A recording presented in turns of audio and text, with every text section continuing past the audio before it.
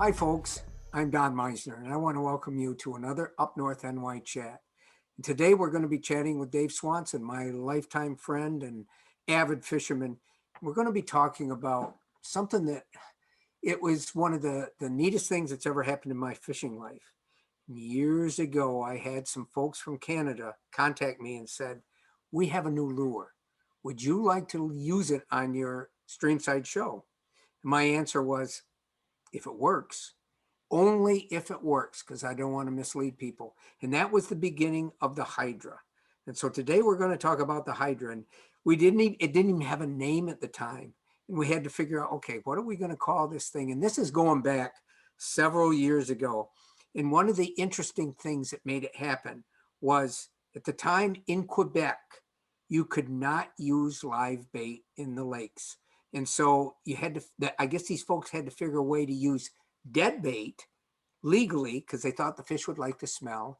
And they came up with a head device that you could hook a dead minnow on and make it swim and look alive.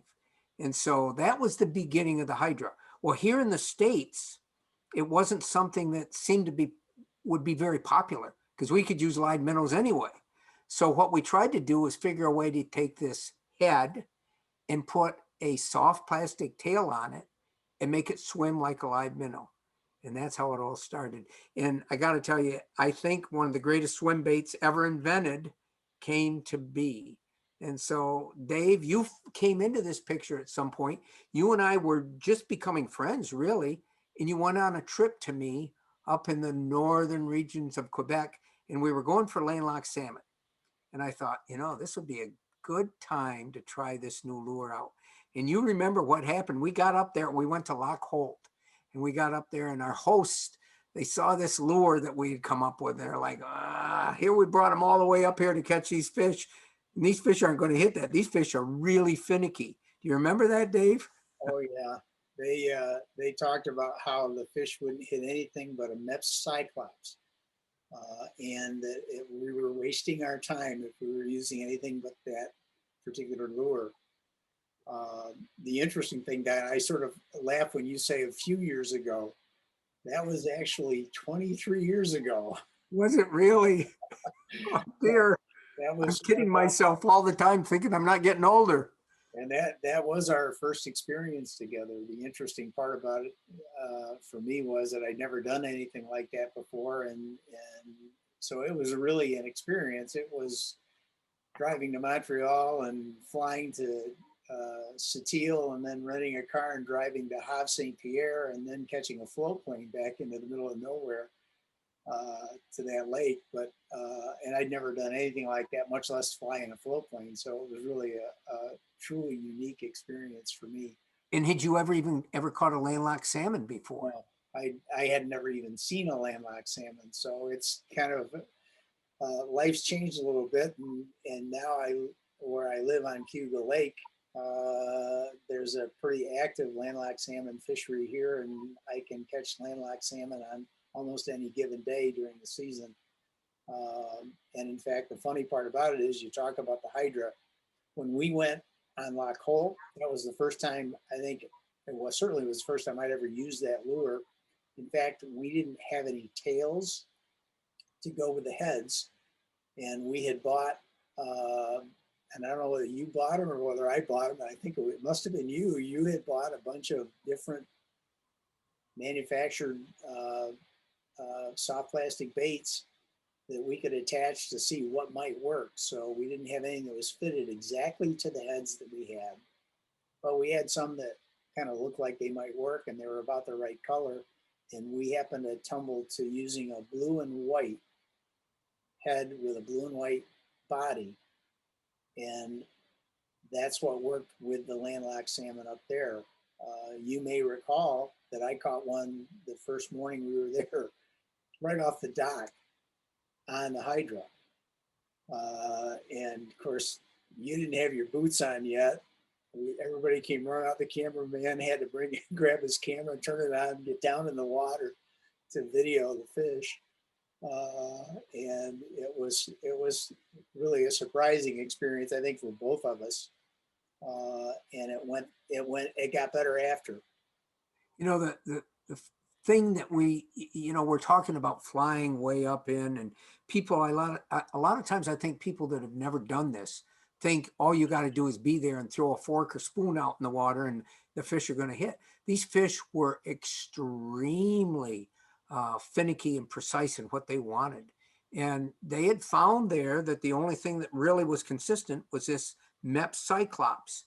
And so for you to go out on the dock, which normally people didn't catch salmon off the dock anyway, and throw out the Hydra and yell, "I got one," and catch a landlocked salmon was a pretty amazing beginning to that trip. And then later on, as we were fishing out in a boat, we caught some really big salmon.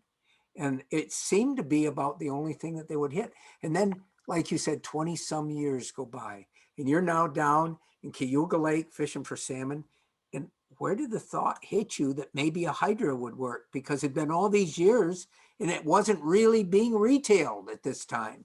Fishing the lake here, I was using what everybody down here uses, which is typically I found a moose look wobbler seemed to work pretty good, and there are other lures that stingers and other lures that work quite well, but I don't think anybody down here besides me has ever even considered using a Hydra on landlocked salmon. But I remembered how it worked 23 years earlier, and the funny part about it is I didn't even think about trying to use them until this past summer.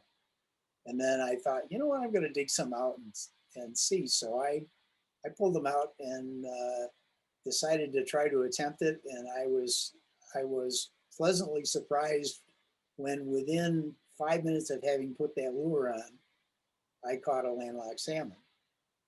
And 5 minutes later, I caught another one. And you had other lures on at the time, Oh yeah, other rods, and they weren't hitting them. I was running the lures that I use regularly, moose look wobbler on one rod, and a stinger, and I can't remember now what the name of the stinger is, but I was using not a stinger, I was using a cheater, which was on a downrigger partway down the line, and it's a small spoon, and it works pretty good. I mean, I've caught a lot of fish on that as well, but it was sort of interesting that the Hydra was out fishing the lures that I was used to catching fish on. And as it turns out, I caught quite a number of salmon, quite a number of rainbow trout, and a number of lake trout on different colored Hydras as This I is experiment. amazing. Oh yeah, well, as you know, I have a huge supply of these. The lure came out about 23 years ago, as I recall, and I was not involved other than you and I fishing with it on that first trip to Loch Holt. But I became a fan of the lure subsequent to that, and ultimately the company that was producing and trying to sell the lure failed, and they were going through bankruptcy up in Canada. And I discovered that there was an opportunity to try to buy the company out of bankruptcy. And for a surprisingly small amount of money, I did.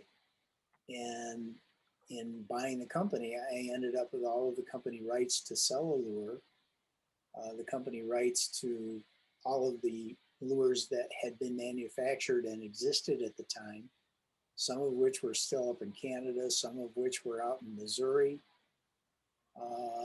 And through some efforts taken to try to still promote the lure, which ultimately didn't succeed, I ended up with the balance of the inventory, along with a bunch of videos of you catching fish on it. And so we have the rights to a lot of those videos. And so the end result is I have an inventory that was produced for the most part 23 years ago, 20 to 23 years ago, that's been sitting in storage for a long time, and consists of thousands of the size that are used for landlocked salmon, and both in rainbow color and the blue, rainbow trout color and blue and white, and hundreds of the various other sizes in various colors. So, as I said, I have a supply that I can't possibly use up. You know what, Dave? I've got one here. And let me show people what we're talking about with the Hydra. Let me just hold this up here where you can see it. And it's a two-part lure. It's got a head here that's hard plastic, just like a plug. And then it's got a tail. And there's different variations of the tail. This one has a paddle tail. And the Hydra also comes with a fork tail. And each of these is going to have a different motion in the water. But let me take this time right now to show you just how this works, because you can change the tail. And keep in mind, remember that this was initially designed so that this would be a dead minnow, not a plastic. But it has a little pin on the top to hold it in place. So I'll take the pin out. I'll take the hook out. I always hook this bottom hook into the soft plastic. Watch, I'll probably hook my finger here. Okay, now the hook's out, the pin's out. Now you can actually pull this off the lure. And if you look at this, the lure, the hard plastic head actually has a spike of plastic coming out of it to run inside the head of a minnow. So the tail is designed to receive this. And so it goes into the tail, you push it all the way into the head, and then attach the top pin, which holds it in place, keeps it from coming off, and then the bottom hook. You could troll this with the hook lying loose, but I've always inserted it right in the middle, and it has to be in the middle of the tail. Otherwise, it'll run to one side or the other. And there you have it. This is not the color Dave is talking about. This is not the best. I guess it might work for landlocked salmon, but it comes in many colors. It comes in a rainbow trout variation that looks just like a little rainbow. It comes in blue and white, which means the head is blue and white, and then the tail. What color is the tail, Dave? Blue, or I can't remember. On the blue and white, it's the back where on that one you see the motor oil color. The back is blue and the bottom is white. On the blue and white. Now the other comment we want to mention is that one's what is referred to as the 25 size head. The lure comes in different sizes. So the one that I was using for the landlocked salmon here, and the one that we caught landlocked salmon up north on, is the next size down from that one, which is referred to as a 15. Yes, this size is a 25, like Dave said. This is bigger, and this, ironically, the reason I have this here is northern pike season is going to start in a month, and I'm already getting excited. This is the most deadly northern pike lure I've ever used in my life. The orange color is an attractor, especially in the spring, and something about the way, maybe it's because I believe in this lure so much, the way I work it, but I've never had anything even come close to compare to how this lure catches northern. So, but this is a bigger version of what Dave's talking about. For trout and landlocks, the smaller version, and it even comes in a little one, smaller than that should be good for stream trout in the smaller brooks and creeks. So I'm going to set this back down because my arm's getting sore holding it up here. And, you know, the Hydra at first was sort of a surprise. And we thought, wow, this is pretty neat. We had this trip and it really saved the day. I started using it on different Streamside shows that I did in different parts of the country. And it became my go-to lure, which is really surprising, because when I'm doing a show, the most important thing of all is that we catch fish and we can show the audience how we do it, what we catch them on.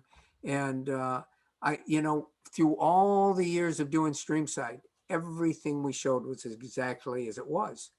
But the Hydra became more effective than anything I used. And so I ended up catching everything from smallmouth and largemouth bass to pickerel and pike and muskies and walleyes. And of course, landlocked salmon, lake trout, brook trout, up in the far regions of the Arctic. And again, they were very, very specific on what they wanted, but the Hydra seemed to get more strikes than anything I used. And it got to the point where when I'd make a trip, the only thing I'd take were Hydras because I knew it was going to outfish everything. Now it sounds like I'm doing an infomercial, and it's the farthest thing from the truth. And it's been so many years, and I kind of ran out of lures. And so I've sort of gone to other things, and I forgot how deadly it was. And I want to tell Dave, I want to tell one other story here that's really interesting. Over the years, I started doing a TV show called Fishing Behind the Lines. And last summer, towards the end of the summer, we were doing one of the last shows we could of the season, and COVID was affecting everything, and it really become tough. And so I was doing a show with a company commander from one of the companies on Fort Drum, and he'd grown up in Puerto Rico. He had been stationed all over the world, and he had fallen in love with fishing. And so we're out there, and I really wanted him to catch some fish. And we were on one of the little lakes that is fed by the St. Lawrence River. It's a great place to fish, but we weren't catching anything. And one of the people helping us was a friend of ours. Her name is Melissa, and she was in one of the canoes with our cameraman. And she was dangling a lure out the end of her canoe. And I kept hearing Melissa say, "Got one." And we'd look, and I said, "Melissa, what are you using?" She said, "I'm using the Hydra." And I'm like, holy cow. And so all of us put a Hydra on that were fishing that day, both the company commander and his friend who had come along on the show, and another one of our local friends that you've probably seen before on something, Wild Bill Losi, was helping us out as well. So Wild Bill puts a Hydra on, and he starts screaming, "I got one on the Hydra, I got one." Our whole day was made possible by the Hydra. And I thought, what have I forgot through these years? This lure is fantastic. And they weren't hitting spinnerbaits. They weren't hitting jig and pigs. They weren't hitting the jerkbait that had been so successful for me, but they were zoned in on this Hydra. It's really can be an amazing lure. So that's my most current story, Dave. Actually, you talked about that. You told me that story, and the one thing you left out was the fact that you had to beg Melissa to give up some of her Hydras because she's the one that had the supply of them. We didn't have any.